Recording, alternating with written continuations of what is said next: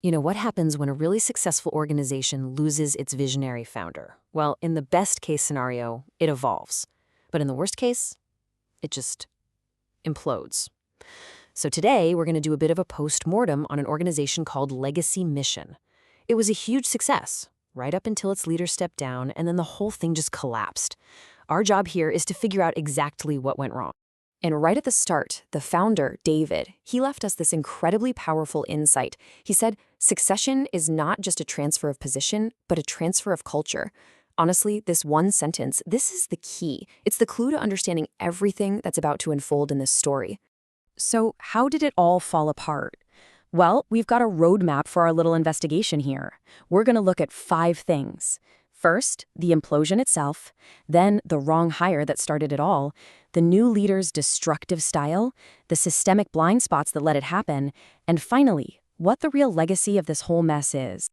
All right, first up, a mission's implosion. See, before all this went down, Legacy Mission was a really well-respected, super effective organization. But the moment the founder handed over the reins, it all just started to crumble.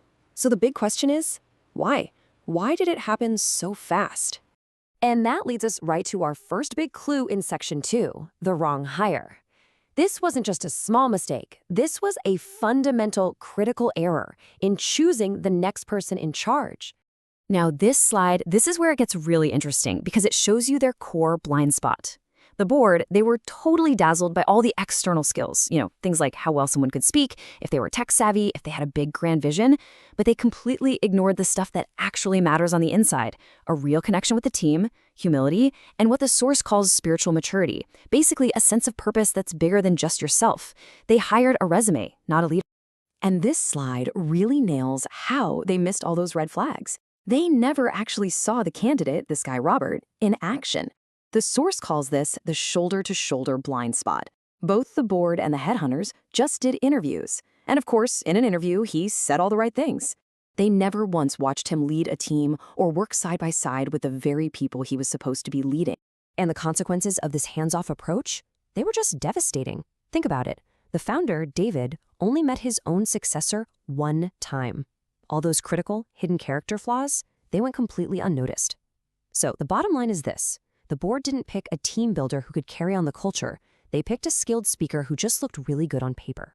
So this really bad choice leads us directly into our next section, Section 3, the loner leader. Let's take a look at how just one person with the wrong leadership style can actively take apart a culture that took years to build. The big problem with the new leader is what the source calls the loner mentality. So what does that mean? Well, it's a leadership style that's all about individual performance and what the source calls his reality. Instead of lifting up the team and building a shared vision together, it was all about him. The founder, David, came up with this brilliant basketball analogy to explain it. He asked, is a leader a star player or a point guard? See, a star player, the loner, just wants to shoot the ball and score all the points themselves. But a real leader, a point guard, their job is to pass the ball. Their goal is to make their teammates the stars. Robert was a star player trying to play a point guard's position. And here's what that actually looked like in the real world. Robert lived in his own little reality, completely ignoring any kind of collaboration. He immediately blocked the founder from even seeing the financial reports. He changed the entire organization's mission statement on his own. And then he started pushing out key experienced staff. He even reportedly complained about too much estrogen in meetings. So the core people who carried the culture, people like Sarah, Alina, and Rachel, they all left. But here's the thing. As damaging as Robert was, he wasn't acting in a vacuum. And that brings us to Section 4, systemic blind spots. This failure wasn't just about one bad apple. The entire system had some serious flaws. This slide just lays out the whole chain reaction of failure perfectly. First, the board, listening to outside consultants, shut out the founder, David, from the selection process, the one guy who knew the culture inside and out.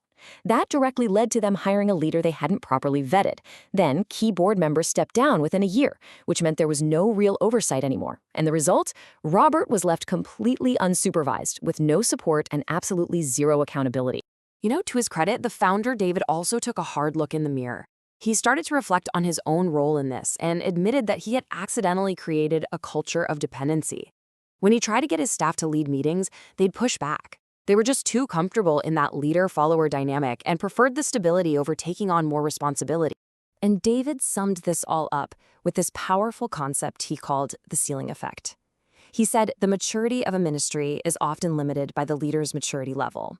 He realized that if a leader isn't actively building up other people to be even better than them, the organization is pretty much destined to shrink the second they walk out the door.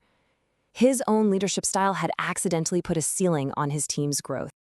So, we've looked at all the evidence, we've seen all the mistakes. What's the final verdict here? Let's pull it all together in our last section, the real legacy. You know, it all comes right back to that quote we saw at the very beginning from the founder. The absolute core lesson here is that succession is the transfer of culture, not just filling a position. Legacy Mission hired for skills, but in doing that, they basically fired the culture. They were looking for someone to fill a job title, not someone who could carry the heart and soul of the organization into the future. And all of this leaves us with a really critical question, one we should probably all ask ourselves about our own organizations. Are we building team-oriented point guard leaders who know how to pass the ball? Or are we just looking for the next hero, the next star player to come in and take all the shots? The answer to that question could be the difference between a legacy that thrives and one that just implodes.